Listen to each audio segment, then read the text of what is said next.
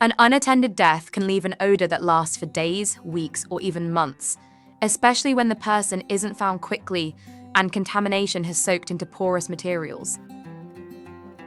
Once the body is removed, decomposition stops getting worse, but the odor can keep feeding from residue that's already soaked into flooring, pad, baseboards, drywall, and even insulation. And the strongest source usually isn't floating in the air you can clear out. It's often hiding underneath or behind the surface you can see. How long the odor lingers depends on a few big variables, like how long it went undiscovered, the indoor temperature, humidity, airflow, how far contamination spread, and how thoroughly the cleanup was done. Soft, porous materials hold onto contamination much more easily, especially carpet, pad, wood, drywall, insulation, and unfinished subfloor. Because every home has a different mix of conditions and materials, there isn't one universal timetable that fits every property. In Arizona, that timeline can speed up fast. If a home sits closed up or the air conditioning fails, the heat indoors can push decomposition along faster and make the odor much stronger. What matters most isn't just how hot it is outside, it's the temperature inside the property, because that's the environment driving what's happening in the materials and the air.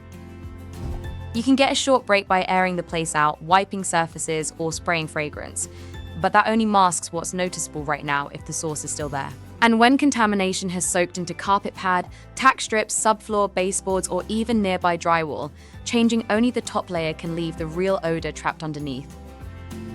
Air fresheners and scented products can cover the smell for a little while, but they don't remove what's causing it, so the odor comes back as soon as the fragrance fades.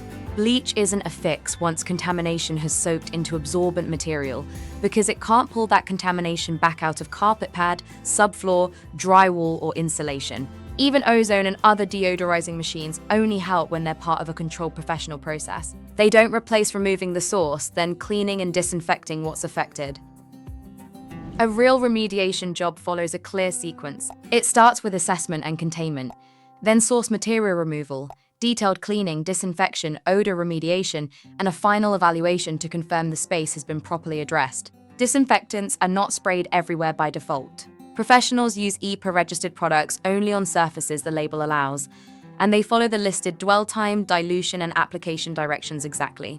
When contamination has soaked into porous material that can't be cleaned all the way through, that material is removed under controlled procedures and disposed of safely, so the odor source isn't left behind inside the structure. The good news is that many properties can smell normal again when anything that can't be fully saved is removed, and the remaining structure is thoroughly cleaned, disinfected, and deodorized. That's also why a responsible company inspects first. Until they've seen the actual materials spread and conditions inside the home, they shouldn't promise you a timeline. In some cases, a homeowner's policy may help pay for part of the unattended death cleanup and the property remediation that follows, which can ease some of the immediate financial pressure. It helps to keep detailed estimates, clear photographs, a written scope of work, and notes from every adjuster conversation, because that record can support the claim. Still, coverage always comes down to the exact policy and what happened in the property. If you're dealing with this in Phoenix, Maricopa County, or anywhere in Arizona, the safest next move is simple. Don't enter the area or try to disturb what's there. Affinity Bio Solutions provides discreet, unattended death cleanup and odor remediation with around-the-clock help and a free in-person assessment.